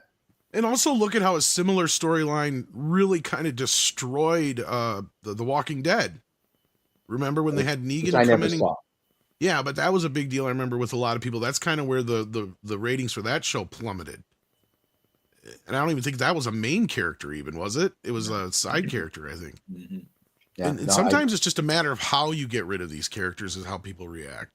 no, you get rid of them at the very end of the second season. You don't do it at the beginning. So. Right. Well, that's what I was saying. You do it near the end. I meant Sure. the season, not the show per se. But like again, like sometimes the audience can accept when somebody's going to leave because they know they prepare the audience for it. Right. You'll have that, so and so's leaving to pursue an acting career, like what's his face run and when he played PD Blue, David Caruso. Right. So everybody knew he was going to leave. Right. So it wasn't any, big Yeah, surprise. Well, and in fact, not Ellie, the girl whose father Pedro killed, that she kills him for revenge. Yeah. She actually could have become a really good antagonist as she's trying to hunt him down and kill him through all of season 2. That would have been a very interesting and unique antagonist. Like let her follow them Yeah. and hunt them down. I mean, she has a good He's reason not to. dead. Yeah. Neil Druckmann is wondering why you weren't in the writer's room right now. Well, No, he's not. He's probably glad you weren't because let's kill off this white straight character ASAP. And then Go On For One says, Andre, thee who enter abandon all hope Hollywood. Yes, he has way too much hope for Hollywood. Well, So Chris is respect. predicting that Hollywood is going to become the next Detroit, and Script can talk to it better than me, but it could very The well. location definitely will become the next Detroit. The industry will be moving into another state or Right. something. Yeah. No, I see what you mean. Yeah, Hollywood, the industry Yeah. will find a way to survive, but That's but where the I always location kind of is going to snicker. become- When I hear that kind of stuff, like this is gonna die or Warner Brothers is gonna go under because Superman fails or something like that. It's like no, that's not how it works. No. Hyperguyver 2 says Jurassic World or Primitive War. Well, we never really still have gotten quite the Jurassic World movie we were promised either. So I'll go with Primitive War. Mark Daly says with $10, Disney give us obnoxious girl boss. Critics gets called racist and sexist when they complain. The alarm goes off. I got you, babe, is playing on the radio, and Andy McDowell is nowhere in sight. Yeah. Groundhog Day reference. In hell. Yeah. Groundhog Day in hell is more like it. Hyperguyver 2 says you want real Rambo. Look up Roy Benavidez. Huh. Oh, you got to check that out. You cut. And then Bucky Cat says if Hollywood wanted to do a true Rambo type story, then do the story of Laurie Torney and Finn, who fought in the Finnish, German, and American armies. Okay. I'm sure there's plenty of stories out there. Yeah. And then Midnight, this is a Clicky Okie over on the Rumble side, says, off topic, but did anyone see the new statue they put in New York of the black woman? Society is just idolizing ugly. Now, I saw that thing. Statue. In 10 years, it could actually become an interesting novelty. People tend to hate every statue that goes up, even ones that we tend to idolize now. That's just we're not supposed to be idolizing them. I mean, that's like, I guess, the modern interpretation of the American dream, to be a little overweight and the center of attention for no apparent reason. Pretty much. Sponsored by just wants to be. Sounds like Riri Williams' reason for living. Center of attention. So everybody just wants to be Leslie Jones. Got it. There it is. Sean Carter says, all these people crying about Diddy's baby oil. Dude, just ashy. Yeah, he needs it. He needs it. Skin condition. And Shanatsky's been here for 34 months, and it almost feels like the show has gone on for 34 months, but it's really only been going for almost 2 hours. So we want to thank everybody who was here and has left us, like Andre and Scribe, who had to leave early. Let's see what Chris is up to. What do you got going on, Chris? I'm just headed into the weekend, trying to get a few things done as we prepare for next week's stories. And, of course, my little side publishing thing. I didn't get you any of the details you needed for that, so I apologize. Yeah, I didn't. Yeah, that's fine. Otherwise, I had it up here, but I didn't. Yeah, I couldn't. Don't even worry about it. I'll get you that. We'll start it on Monday. So yes, sure. But no, just had again that the TED Talk with Scribe. I think is good. Anybody that's interested in sort of Patient Zero in the DEI realm of Marvel Comics can go back and watch that. I was just there for the first hour. But we do have a story that some of your viewers might be interested in going up this afternoon about, speaking of Marvel Comics, Dr. Doom's protege in an upcoming Superior Avengers comic will be in a romance with a gay warmonger. So it's gay romance in August, a little outside of Pride Month, but that's where Marvel's headed with their Dr. Doom comics. Yeah. And then we got one more super chat in the middle from Marks1117B who says, script, Cocaine Shark progress? The lines are in the water, and we're getting deeper and deeper every day. You're writing a Cocaine Shark movie without me? It's too bad Script had to leave and go back to his home planet. Anyway, that's bullshit. You can't be doing that. No, we're working on Cocaine Beaver, which is why it's delayed. Cocaine Shark is delayed. Well, Cocaine Beaver, isn't that just every chick in Hollywood? Whoa. Well, we were playing around with barbiturates beaver, but we don't think people could have read that word. So no. Bye, Paul, guys. what do you got? Paul, what do you got coming up? Bye, Chris. I would probably have an appalling. This Chris gone. I'm having hopefully an appalling news, some fun stuff with that coming up. And, I just wish, why Hollywood can't find the next Pam Grier or a Vanetta McGee. That's all I have to say. If you want attractive actresses, like, where are they? Why can't they find them? So that's it. That's it for me. And, the usual stuff so an appalling news, hopefully later on today. Good, good, funny items as always. TV Guide video? Yes, almost done writing it. 1988. Sweet. That's pretty much done. It's going to go into production next week. That should have Mission Impossible revival in it, shouldn't it? I'm not telling. Okay. Script. You got scripts on Saturdays? Anything else? Yeah, that's tomorrow night. Ride or Die, a contained thriller where there's a hostage situation with a Peloton instructor involved. So we'll see if that's going to meet the finish line or if it'll be stuck in place. Alrighty, and with that, take care of yourselves and each other, and we will see you very soon. As Andre always says, it is time for Koalas in. Koalas in the rain, koalas in the rain, no fucks given. Koala, koala, koalas in the rain, koalas in the rain, no fucks given.